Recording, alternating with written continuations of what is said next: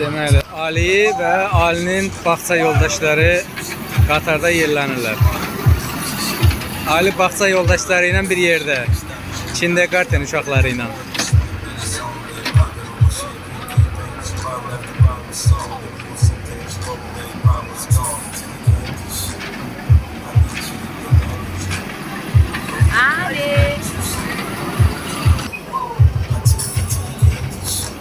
Bir halda ki sən Qatarda oturub telefon qutalayasan, bax bunun mənası nədir?